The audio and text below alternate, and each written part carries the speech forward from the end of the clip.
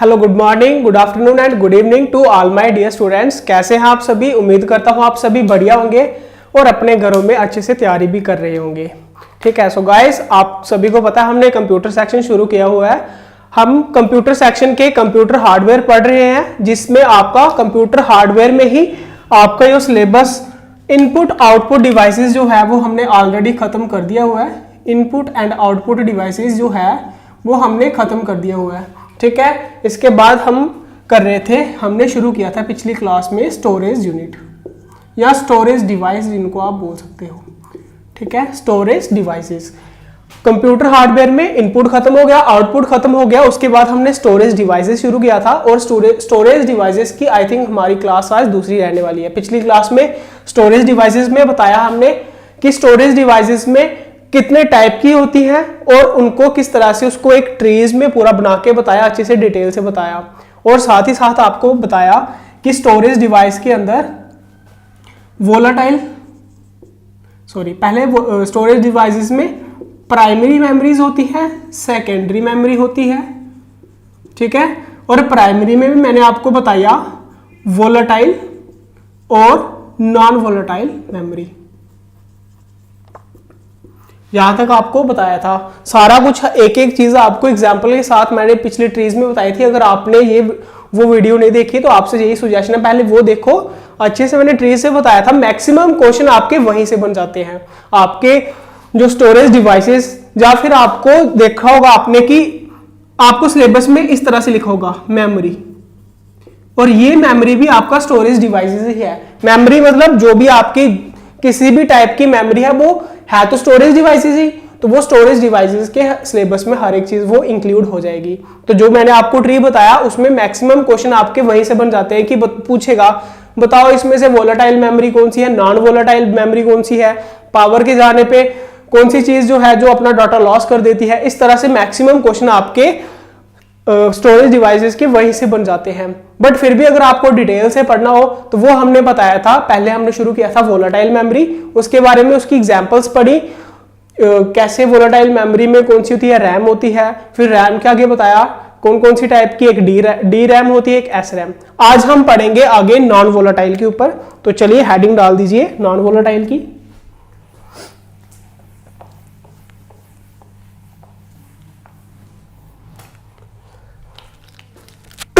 Sorry, heading डाल लो non volatile.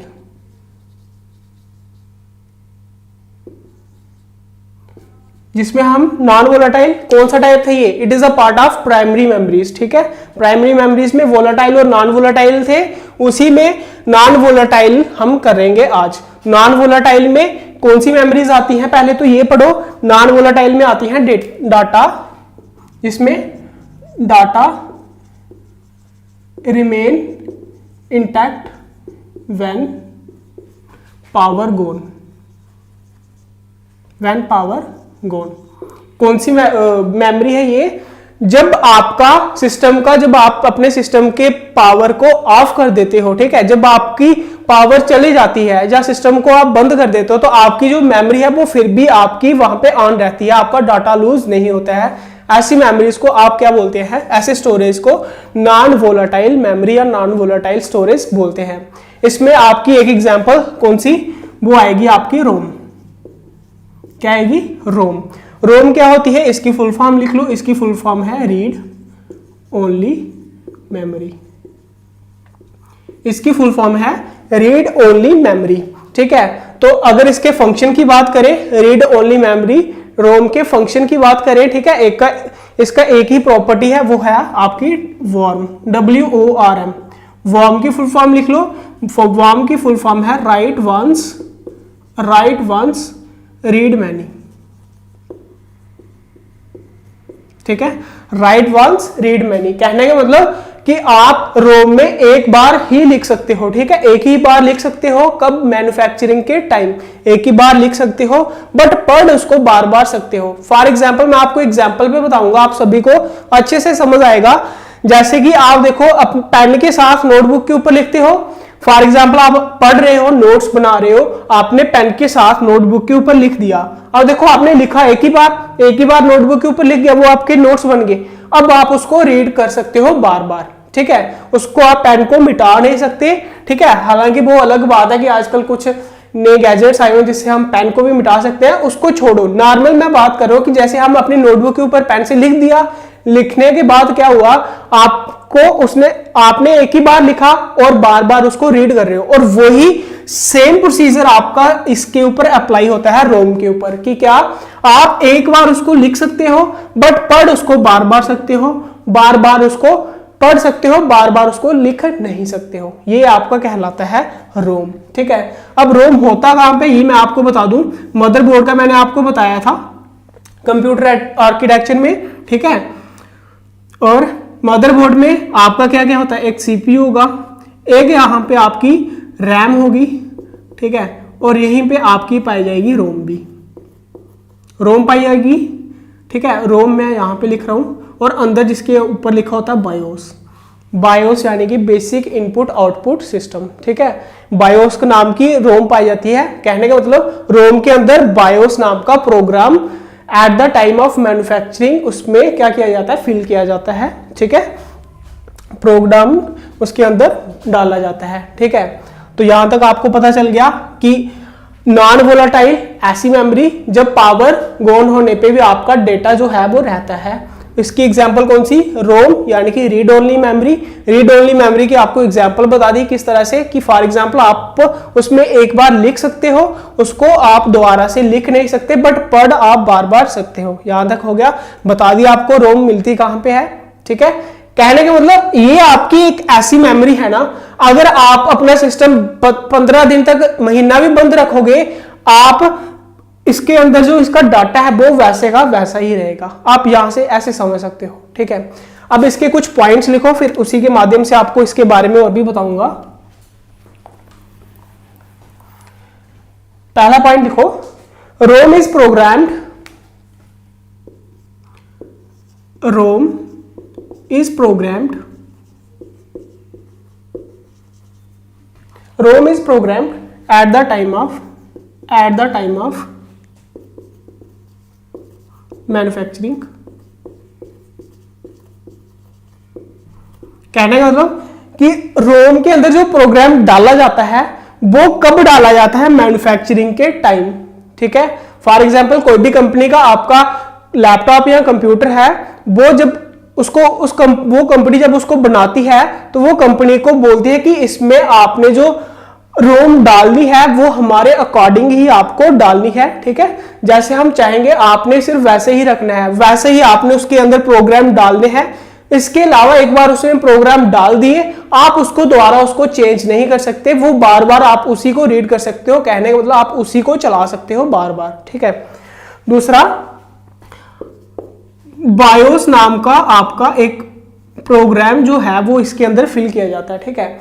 तो आप इस तरह से भी लिख सकते हो कि BIOS is programmed at the time of manufacturing in the ROM, read only memory के अंदर। अब ये बायोस होता क्या है, बेसिक इनपुट आउटपुट सिस्टम होता क्या है देखिए, ये एक किस्म का प्रोग्राम है जो आपका कंप्यूटर का मेन काम जो है वो यही करता है। फॉर एग्जांपल अगर आपने कंप्यूटर को स्टार्ट किया है तो उसके अंदर जो स्टार्टिंग प्रोसेस है ना आपका, बूटिंग करना, वो ही इसका बायोस का काम है। और ये जो काम है, देखो अब सिस्टम बंद है, उसको ओपन करेगा तब जो पहला काम शुरू होगा वो इसी का तो होगा, तो इसलिए इसको नॉन वोलेटाइल में आ गया।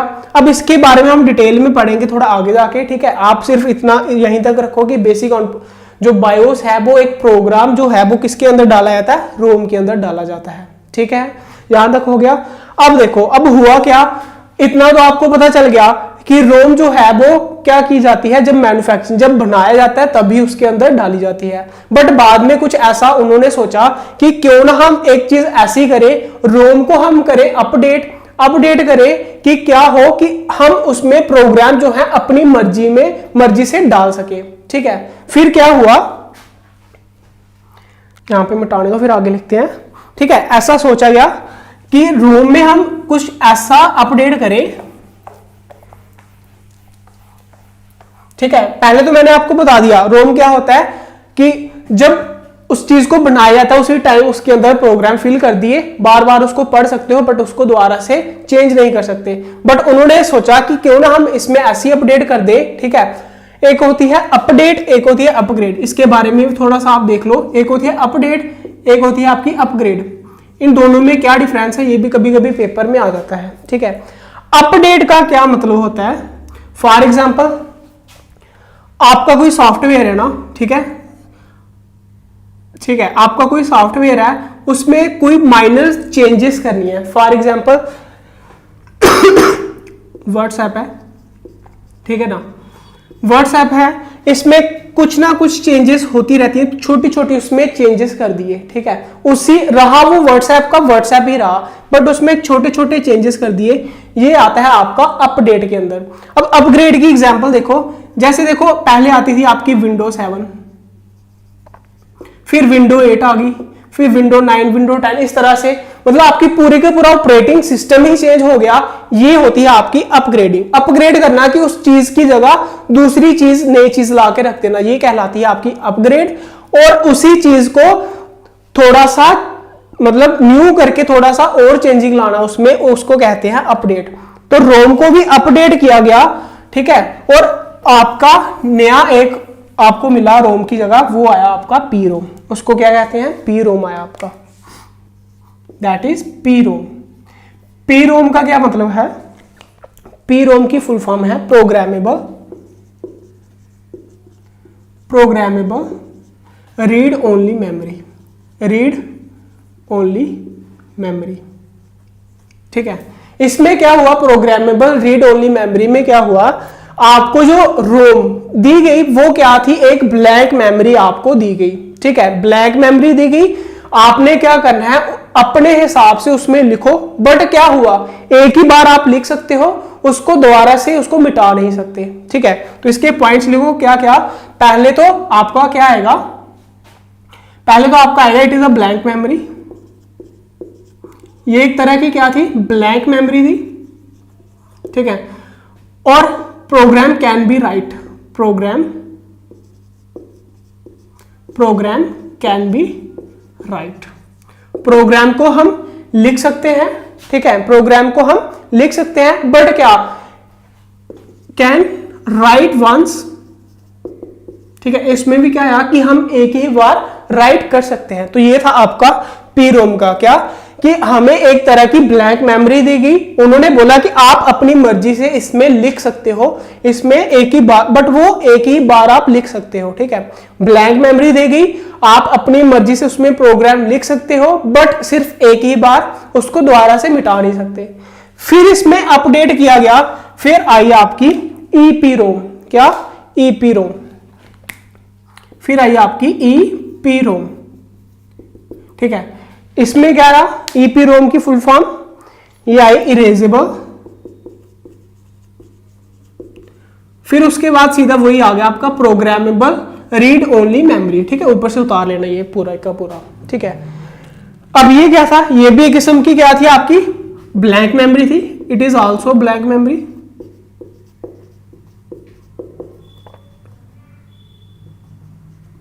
ठीक है। उसके बाद प्रोग्राम कैन बी राइट, इसमें भी हम प्रोग्राम क्या कर सकते थे? राइट कर सकते थे, प्रोग्राम कैन बी राइट, ठीक है। और उसके बाद हम इसमें इसको हम मिटा भी सकते थे, ठीक है। तो इसमें हम क्या करते हैं? इट कैन बी इरेज्ड, यहां पे आप लिखोगे it can be erased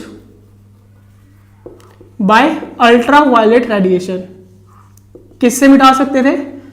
ultra violet radiation से हम मिटा सकते थे। बट इसमें एक लिमिटेशन क्या आ रही थी कि जब पहले तो आप समझो क्या था कि आपको एक ब्लैंक मेमोरी दी जाएगी, आप उसमें अपनी मर्जी से प्रोग्राम लिख सकते हो और उसको आप मिटा भी सकते हो। किससे? अल्ट्रा वायलेट रेडिएशन से। आपको ये आ भी सकता है पेपर क्वेश्चन में कि बताओ अल्ट्रा वायलेट रेडिएशन से किसको मिटाया जाता था? ईपी रोम को। इस तरह से क्वेश्चन भी आ सकता है, आपको याद रखना है, ठीक है। तो आपको मतलब इसको हम मिटा भी सकते थे, बट इसमें जो लिमिटेशन आ रही थी वो क्या थी कि होल प्रोग्राम डिलीटेड या इरेज्ड,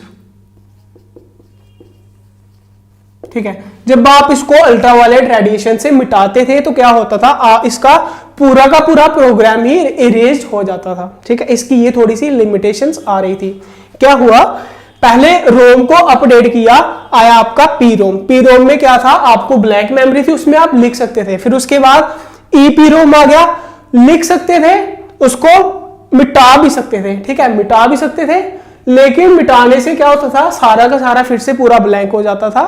लेकिन फिर उन्होंने सोचा कि हम क्यों ना कुछ ऐसा लाए जिसमें कि क्या हो, आपको सिर्फ जितना मिटाना है आप उतना ही मिटाओ, बाकी उसके अंदर रहे, जितना प्रोग्राम आपको मिटाना है उतना ही मिटाओगे, उसकी जगह फिर से आप कुछ और लिख सकते हो। ठीक है, तो फिर फाइनली जो आजकल इन प्रेजेंट डेज में चल रही है रोम, तो वो रोम्स आई जिसको हम क्या कहते हैं, जिसको हम बोलते हैं double E P ROM.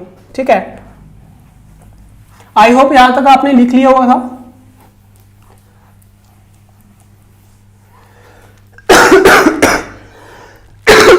Sorry. फिर आया आपका double E P ROM. Double E P ROM, अब इसकी फुल फॉर्म क्या थी, इसकी फुल फॉर्म थी इलेक्ट्रिकली, क्या थी, इलेक्ट्रिकली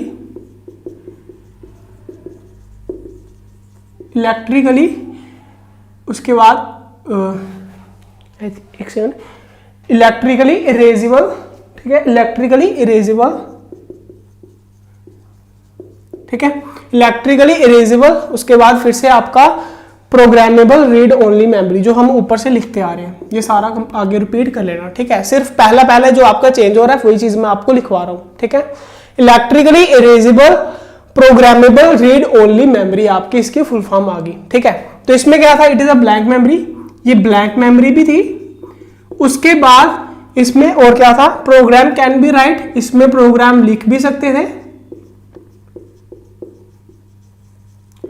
और इसको हम मिटा भी सकते थे, इरेज भी कर सकते थे।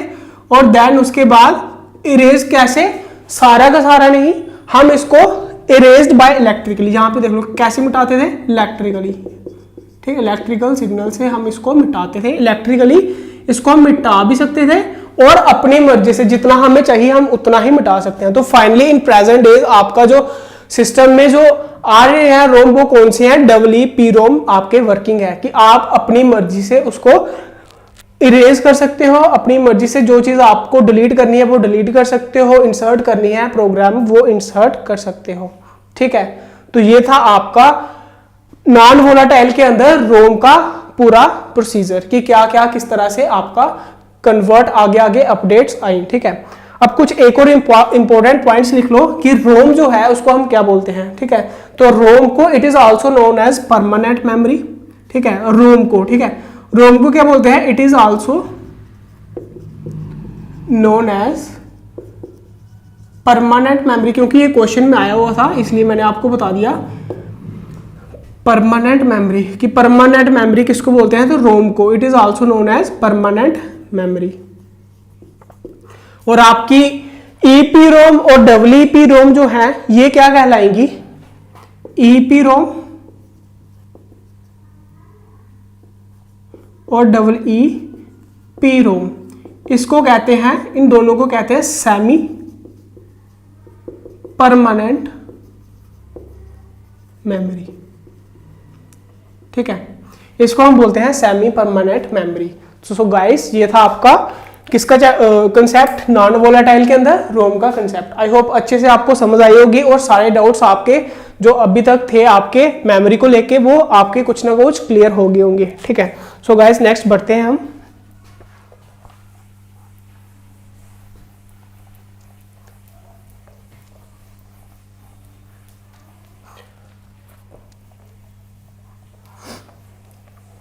एक्सेलेंट,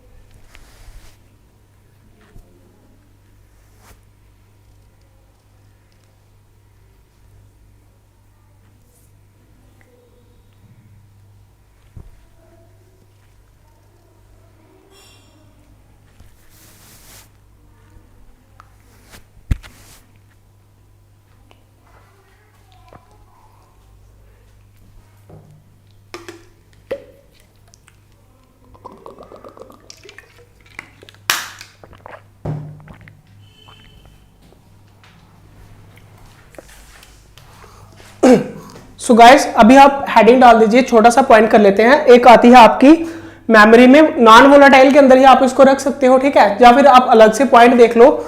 एक आती है आपकी कैशे मेमोरी और एक आती है आपकी virtual memory.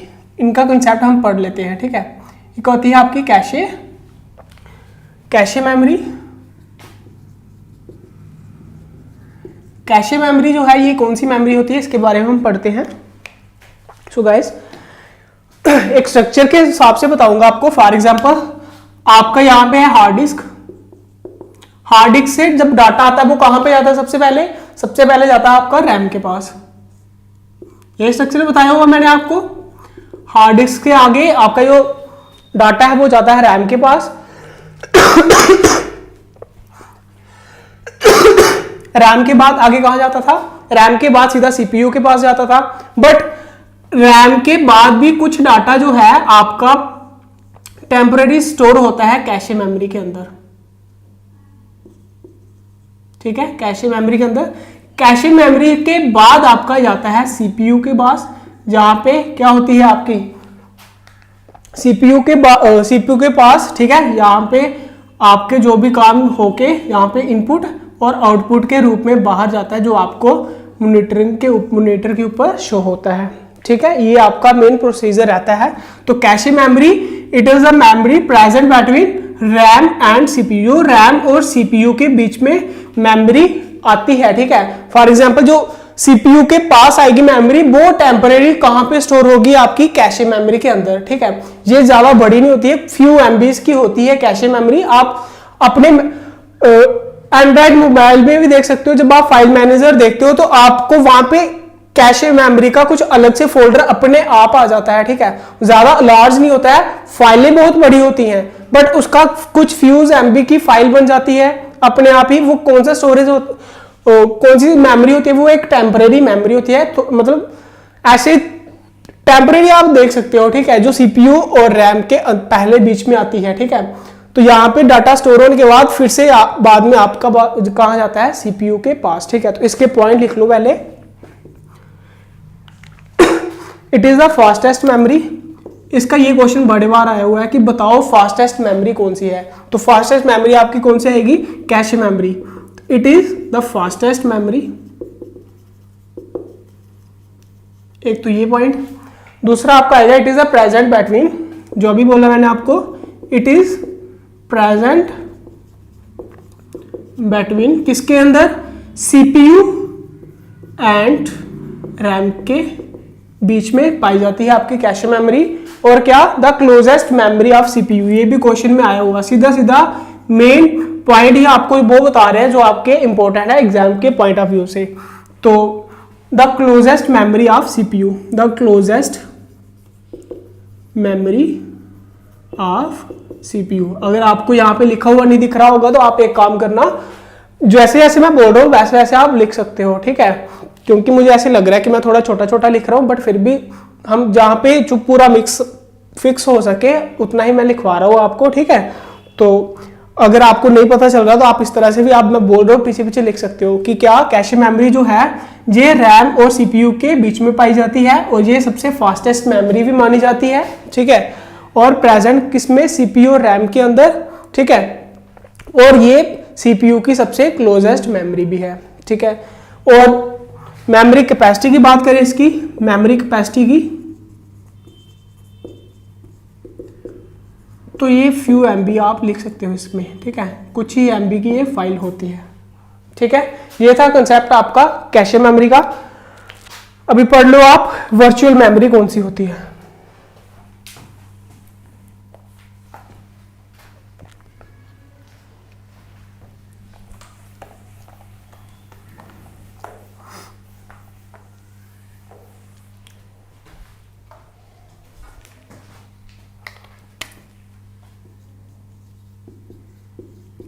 Virtual memory,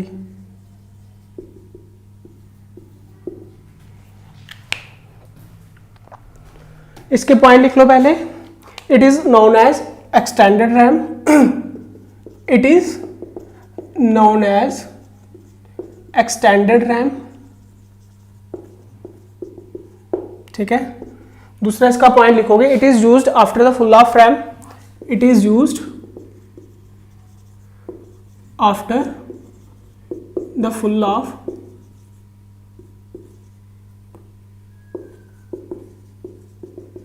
RAM. ठीक है, तो RAM capacity is equal to virtual memory capacity, RAM capacity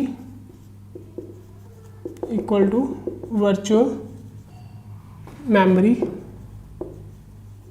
capacity. ठीक है, तो ये हैं आपके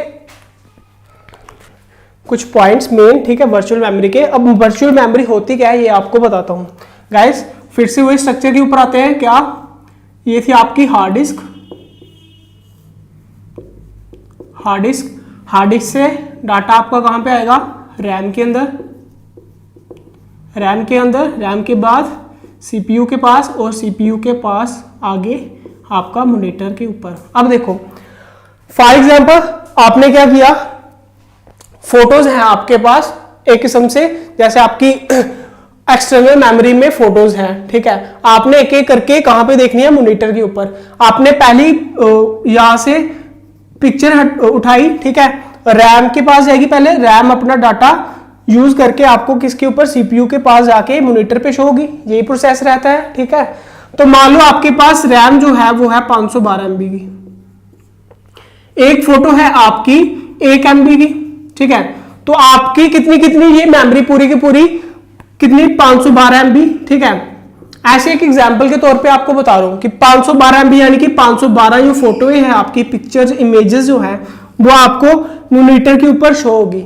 ठीक है, अब 513 जो MB है वो भी अगर आपको मॉनिटर के ऊपर देखनी है, उसके लिए क्या होगा भाई, रैम तो आपकी फुल होगी, रैम आपकी फुल होगी। रैम के बाद उसके बाद क्या होता है कि हार्ड डिस्क के अंदर ही आपकी एक और मेमोरी होती है। ठीक है, जिसको आप बोलते हैं वर्चुअल मेमोरी। ठीक है, जिसको आप क्या बोलते हैं, वर्चुअल मेमोरी। इसका काम क्या होता है, जब आपकी रैम फुल हो जाती है तो आपका एज ए रैम का काम करती है आपकी ये वर्चुअल मेमोरी। समझ गए, तो ये था आपका वर्चुअल मेमोरी का concept. It is known as extended RAM, extended RAM. ठीक है, इसको हम क्या बोलते हैं, इसको हम एक्सटेंडेड रैम भी बोलते हैं। और दूसरा, और ये कब यूज की जाती है, जब आपकी रैम फुल हो जाती है तब आपकी ये यूज की जाती है। ठीक है, तो ये था आपका वर्चुअल मेमोरी के बारे में। सो गाइस, आज हमने नॉन वोलेटाइल को खत्म किया है। आज क्लास हम यहीं तक रखते हैं। नेक्स्ट क्लास में हमारा नॉन वोलेटाइल के बाद प्राइमरी मेमोरी जो है वो खत्म हो गया है। अब इसके बाद हम नेक्स्ट क्लास में पढ़ेंगे सेकेंडरी मेमोरी। ठीक है, सेकेंडरी मेमोरी को भी खत्म करके अपना स्टोरेज डिवाइसेस और ये कंप्यूटर हार्डवेयर का पूरा टॉपिक करेंगे खत्म। सो गाइस, आज क्लास हम यही तक रखते हैं। कैसी लगी क्लास कमेंट सेक्शन में जरूर बताएं, अगर कोई डाउट है वो भी हमसे जरूर पूछें। ठीक है, तो मिलते हैं आपको नेक्स्ट क्लास में, तब तक के लिए goodbye, take care and God bless you.